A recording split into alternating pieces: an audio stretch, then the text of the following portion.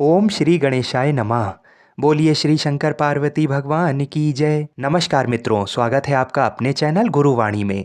आज के इस वीडियो में हम आपको श्री शिव महापुराण महात्म्य के उस भाग को सुनाएंगे जिसमें चंचुलिका की प्रार्थना से ब्राह्मण का उसे पूरा शिव पुराण सुनाना और समय अनुसार शरीर छोड़कर शिवलोक में जाकर चंचुलिका का पार्वती जी की सखी होना। ब्राह्मण बोले, नारी, सौभाग्य की बात है कि भगवान शंकर की कृपा से शिव पुराण की इस वैराग युक्त कथा को सुनकर तुम्हें समय पर चेत हो गया। ब्राह्मण पत्नी, तुम डरो मत, भगवान शिव की शरण में जाओ। शिव की कृपा से सारा पाप तत्काल नष्ट हो जाता है। मैं तुमसे भगवान शिव की कीर्ति कथा से युक्त उस परम वस्तु का वर्णन करूंगा जिससे तुम्हें सदा सुख देने वाली उत्तम गति प्राप्त होगी।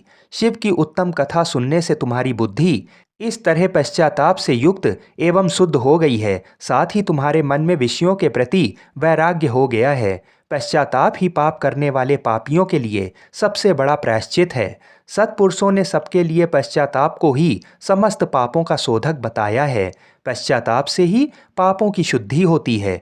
जो पश्चाताप करता है वही वास्तव में पापों का प्रायश्चित करता है, क्योंकि सत्पुरुषों ने समस्त पापियों की शुद्धि के लिए जैसे प्रायश्चित का उपदेश किया है वह सब पश्चाताप से संपन्न हो जाता है। जो पुरुष विधि पूर्वक प्रायश्चित करके निर्भय हो जाता है पर अपने कुकर्म के लिए पश्चाताप नहीं करता, उसे प्राय उत्तम गति नहीं प्राप्त होती है।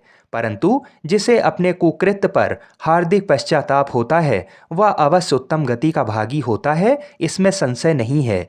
इस शिव पुराण की कथा सुनने से जैसे चित्त शुद्धि होती है वैसी दूसरे उपायों से नहीं होती है। जैसे दर्पण साफ करने पर निर्मल हो जाता है, उसी प्रकार इस शिव पुराण की कथा से चित्त अत्यंत शुद्ध हो जाता है, इसमें कोई भी शंका नहीं है। मनुष्य के शुद्ध चित्त में जगदम्बा पार्वती सहित भगवान शिव विराजमान रहते हैं। इससे वह विशुद्ध आत्मा पुरुष श्री सांब सदा शिव के पद को प्राप्त होता है। इस उत्तम कथा का श्रवण समस्त मनुष्यों के लिए कल्याण का बीज है, अतः यथोचित मार्ग से इसकी आराधना अथवा सेवा करनी चाहिए। ये भवबंधन रूपी रोग का नाश करने वाली है। भगवान शिव की कथा को सुनकर फिर अपने हृदय में उसका मनन एवं निधिध्यासन करना चाहिए। इससे पूर्णतया चित्त शुद्धि हो जाती है। चित्त शुद्धि होने से महेश्वर की भक्ति अपने दोनों पुत्रों ज्ञान और वैराग्य के साथ निश्चय ही प्रकट होती है।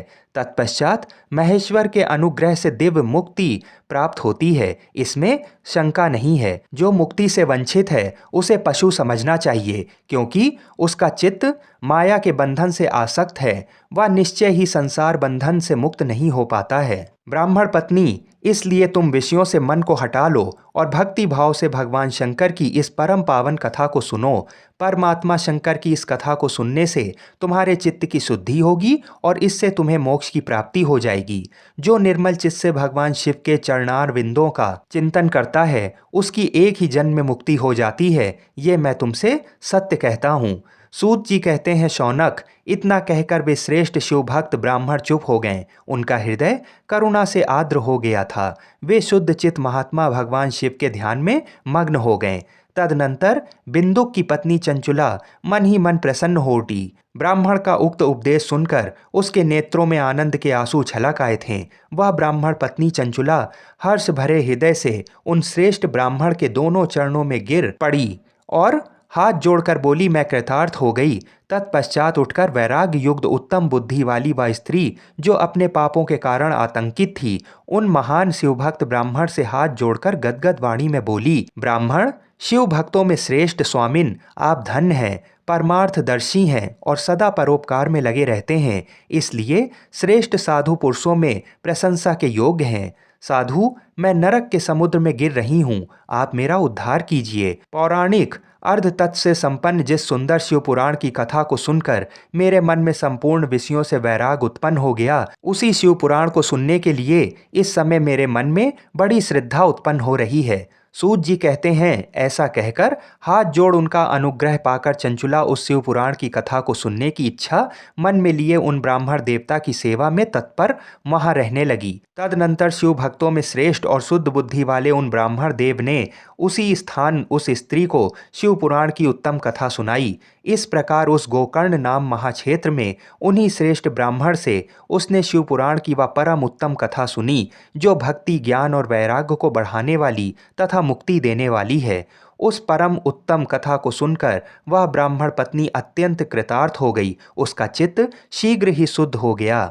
फिर भगवान शिव के अनुग्रह से उसके हृदय में शिव के सगुण रूप का चिंतन होने लगा। इस प्रकार उसने भगवान शिव में लगी रहने वाली उत्तम बुद्धि पाकर शिव के सच्चिदानंदमय स्वरूप का बारंबार चिंतन आरंभ किया। तत्पश्चात समय के पूरा होने पर भक्ति, ज्ञान और वैराग्य से युक्त हुई चंचुला ने अपने शरीर को बिना किसी कष्ट के त्याग दिया। इतने में ही त्रिपुर शत्रु भगवान शिव का भेजा हुआ एक दिव्य विमान द्रुत गति से वहां पहुंचा, जो उनके अपने गणों से संयुक्त और भांति भांति के शोभा साधनों से संपन्न था। चंचुला उस विमान पर आरूढ़ हुई और भगवान शिव के श्रेष्ठ पार्षदों ने उसे तत्काल शिवपुरी में पहुंचा दिया। उसके सारे मल धुल गए थे।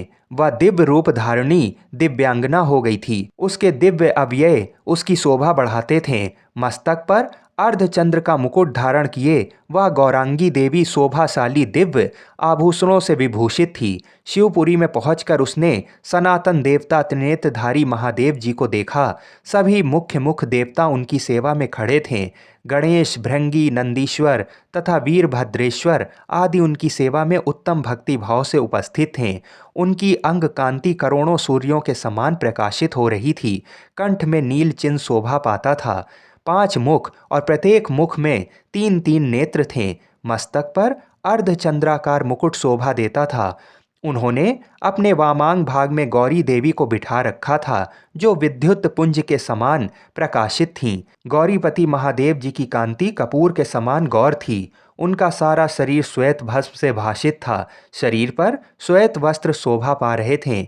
इस प्रकार परम उज्ज्वल भगवान शंकर का दर्शन करके वह ब्राह्मण पत्नी चंचुला बहुत प्रसन्न हुई। अत्यंत प्रीति युक्त होकर उसने बड़े उतावलेपन के साथ भगवान को बारंबार प्रणाम किया। फिर हाथ जोड़कर वह बड़े प्रेम, आनंद और संतोष से युक्त हो विनीत भाव से खड़ी हो गई। उसके नेत्रों से आनंद अश्रुओं की अविरल धारा बहने लगी तथा संपूर्ण शरीर में रोमांच हो गया। उस समय भगवती पार्वती और भगवान शंकर ने उसे बड़ी करुणा के साथ अपने पास बुलाया और सौम्य दृष्टि से उसकी ओर देखा।